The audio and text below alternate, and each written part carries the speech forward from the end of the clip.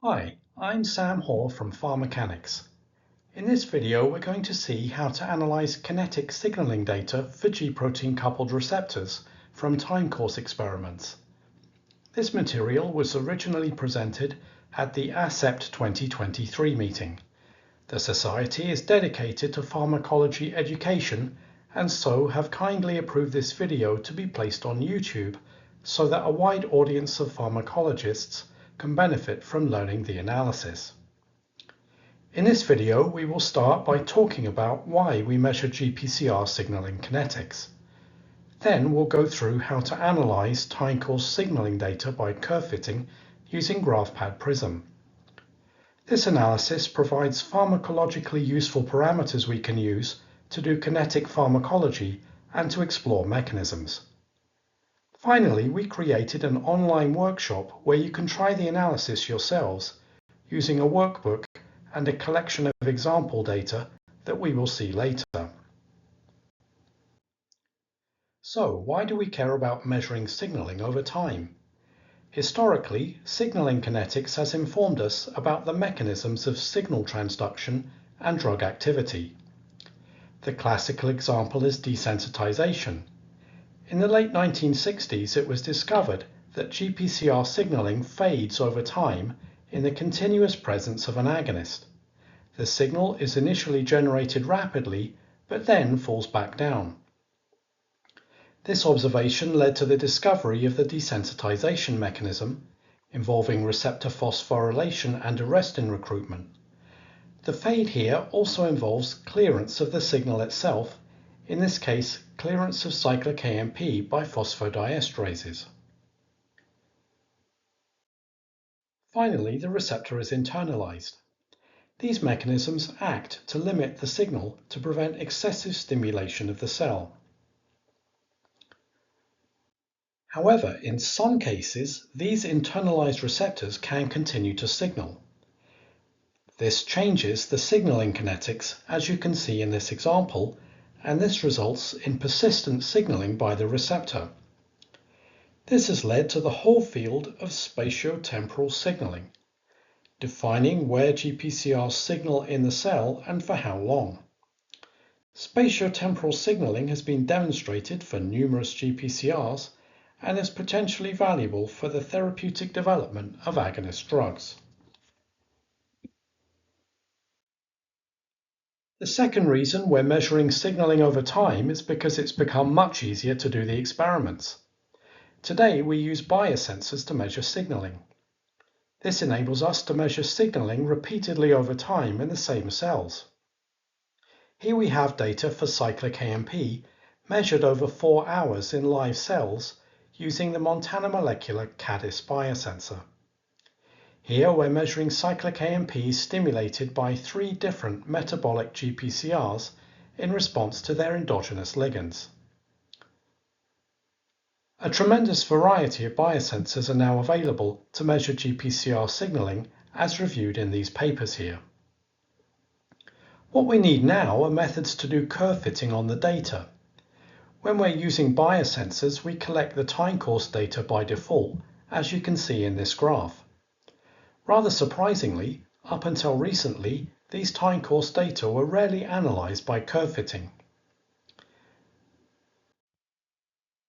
Now, this is in total contrast to concentration response curve data, or CRC data, an example of which is shown here. These days, it would be unthinkable to generate a CRC and not analyze it by curve fitting. From this, we obtain empirical parameters like EC50 and Emax, which are highly valuable to develop new drugs.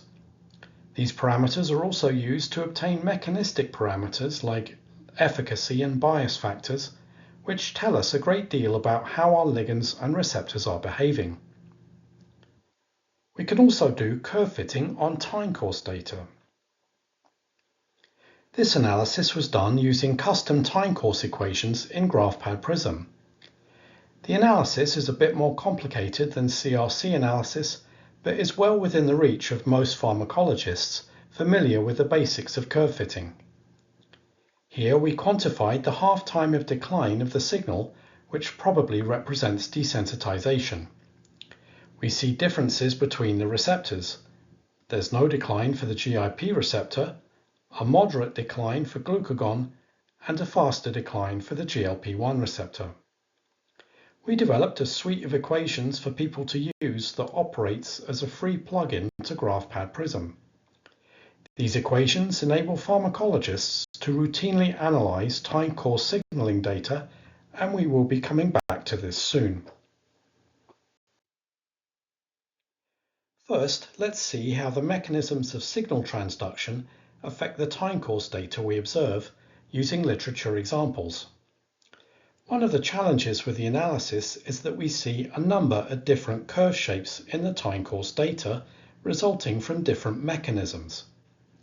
Fortunately, the diversity of curve shapes is not that great. We discovered that 4 simple curve shapes can describe almost all time course signaling data for GPCRs. Here we are measuring signaling in the continuous presence of the agonist, which is added at the time indicated by the red arrows here.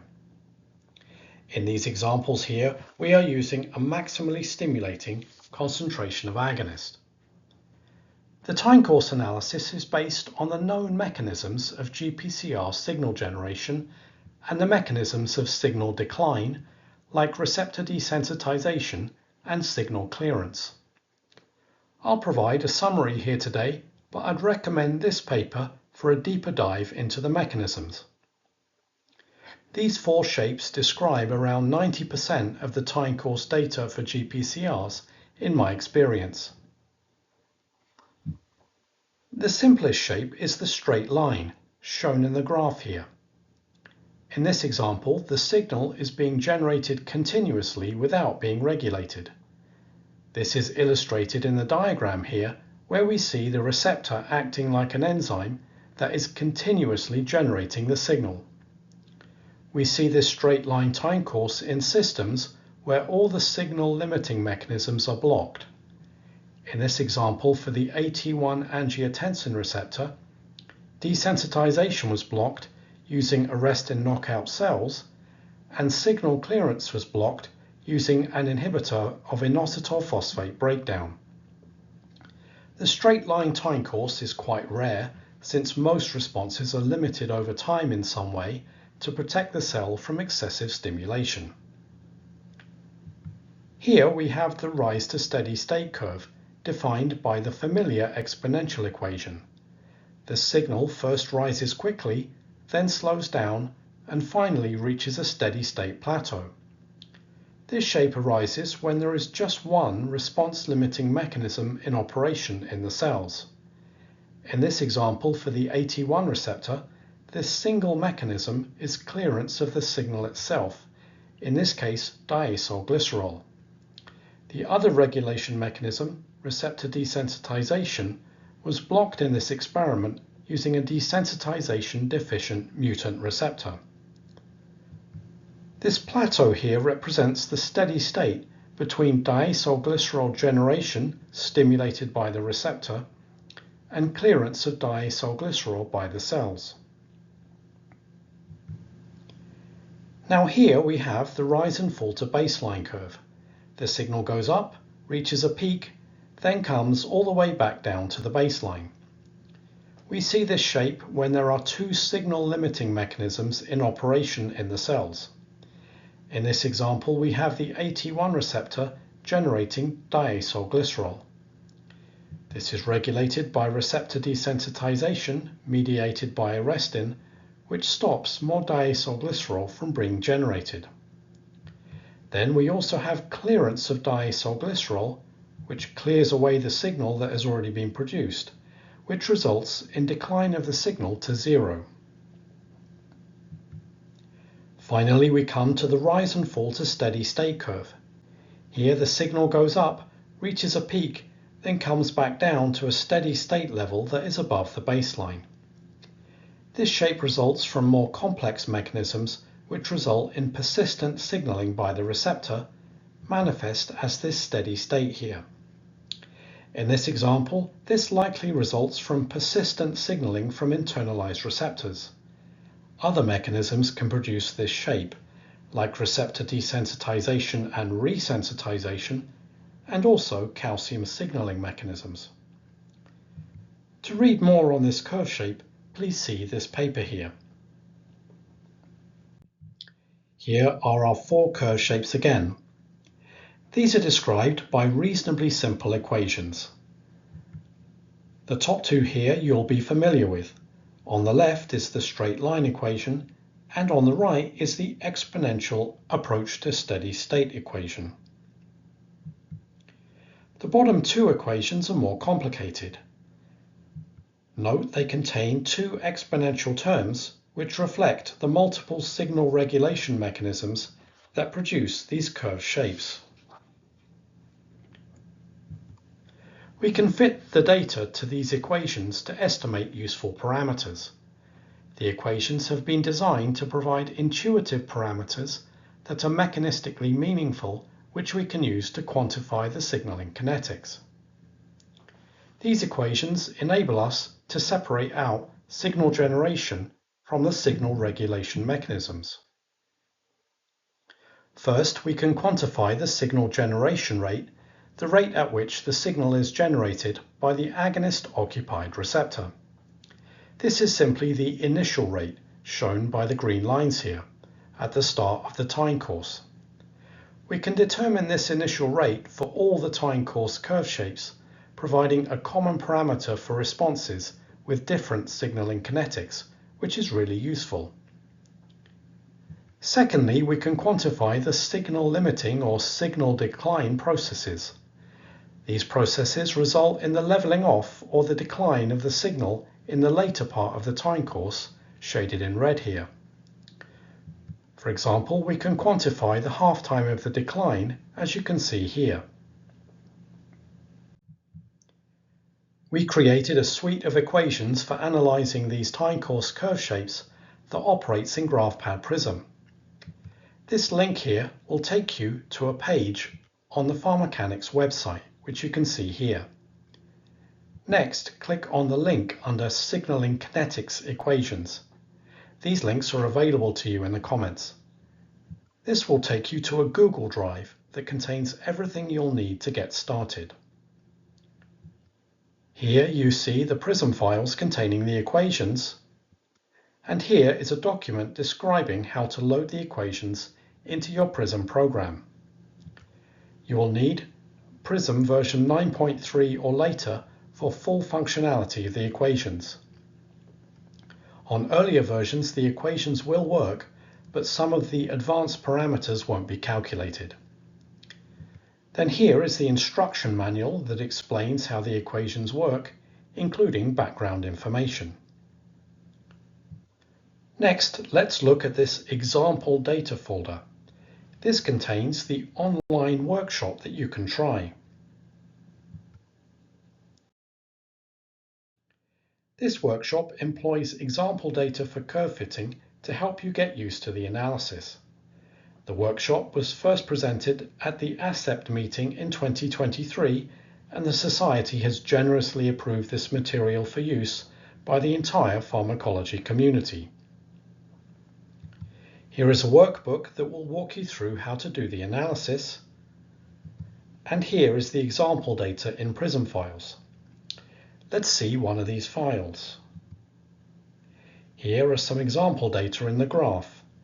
Here you can fit these data to the relevant equation, which is shown in the picture here. Then here are the data tables. Each table is a different example. The goal of this material is to give you some familiarity with the analysis before applying it to your own data. Now let's see how to analyze the data using our examples from earlier. Here we'll see lots of tips and tricks for the analysis. Let's start with the simplest one here, the straight line. Here is the graph opened in Prism. And here is the data table. One thing to note here, the time values here must be greater than or equal to 0. Negative values can't be handled by the equations. Next, we click Analyze, Then we go to the nonlinear regression dialog. Now we need to select the appropriate equation. If you're a Windows user and have installed the plugin per the instructions, the equations should appear in groups at the bottom of the equation list in the Model tab. Just scroll down and you will see them. If you're a Mac user or have installed the equations one by one, then they will appear in the user-defined equation list. I'm a Windows user, so let's return to the list here. In our case, the equation we want is this one, the simple straight line equation. Now let's run the analysis. Here you can see the graph, and here is the results table. There are a couple of things to note about the results here. First, we use intuitive language for the parameters. The baseline is the y-intercept and the slope is the gradient. Second, we also calculate here the initial rate. Now in this case, this is very simple because the initial rate is simply equal to the slope. Now there are a lot of equations in the plugin, so to help you find the right one, we have them listed out and described in the user guide. This guide can be found on the Google Drive and is this file indicated here. Let's take a quick look.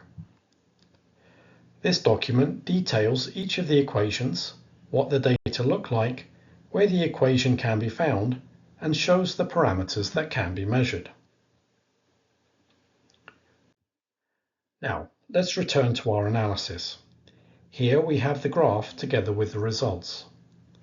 The analysis enables us to quantify the signal generation rate in this assay, which is the initial rate with a value of 0.12 fold per minute. Note in this case there are no mechanisms in operation to limit or turn off the signal. In principle, the signal will keep going up. Here we are using a maximally effective concentration of agonist, so we are measuring the signal generation rate by the agonist occupied receptor. We could increase or decrease the signal generation rate by using an agonist with higher or lower efficacy, or by changing the receptor expression level. This would change the slope of the line here. Now let's take a look at the second example, this rise to steady state curve for diacylglycerol generation by a mutant AT1 receptor that can't desensitize. Here the diacylglycerol is cleared by enzymes. The plateau here is the steady state between the diacylglycerol generation by the receptor and diacylglycerol clearance by the enzymes. Let's open this data in Prism. Note, here in this experiment, the signal does not start to rise until half a minute into the time course. This, of course, is when we added the agonist. We developed an equation to handle this scenario. We navigate to the equations list again, and the one we want is baseline, then rise to steady state time course. This is in the rise to steady state equation list. This equation includes a baseline before the signal starts to rise. The time of the start of the rise phase is called x0. Sometimes we need to enter our own initial value for this parameter. To do this, we go to the Initial Values tab and enter it here. In this case, the default is OK, so we will use it. Here is the graph with the fitted curve and the results table. Here is the value of x0, and here is the baseline. The steady state is the increase above baseline at the plateau. Here is the rate constant, and here is the calculated half-time after the signal start. It turns out that in this example, the half-time value is the half-time of diacylglycerol clearance, and that is explained in the paper at the bottom here. Finally, we have the initial rate. Remember, this is the rate of signal generation, and this is calculated from the curve fit parameters automatically by Prism. It is K multiplied by steady state, as explained in the paper. Now let's look at the rise and fall curve here. In this example, we have diacylglycerol generation by the wild-type AT1 receptor. The signal rises to a peak, then declines to zero, and this is because we have both receptor desensitization, turning off signal generation, and clearance of diacylglycerol, which removes the signal that has already been generated.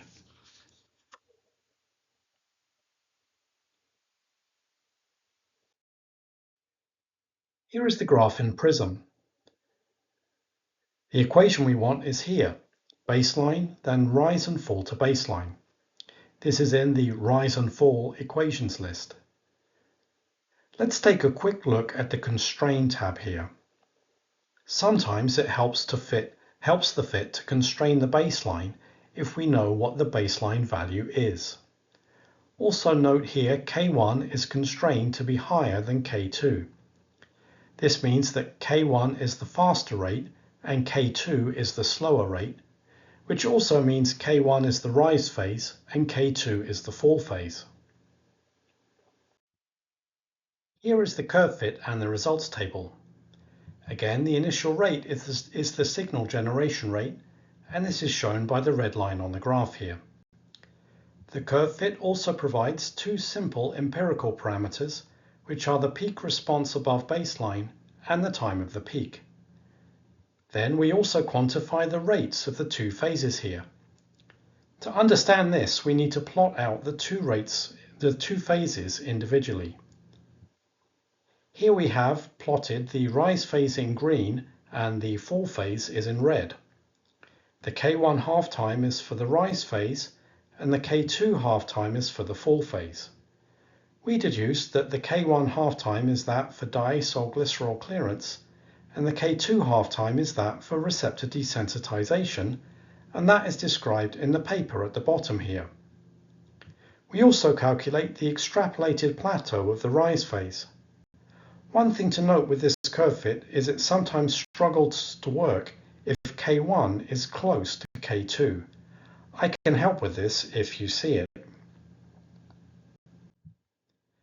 Finally, here is our rise and fall to steady state example. And here we have the data in Prism. The equation we use here is called baseline, then rise and fall to steady state. This is in the rise and fall equations list.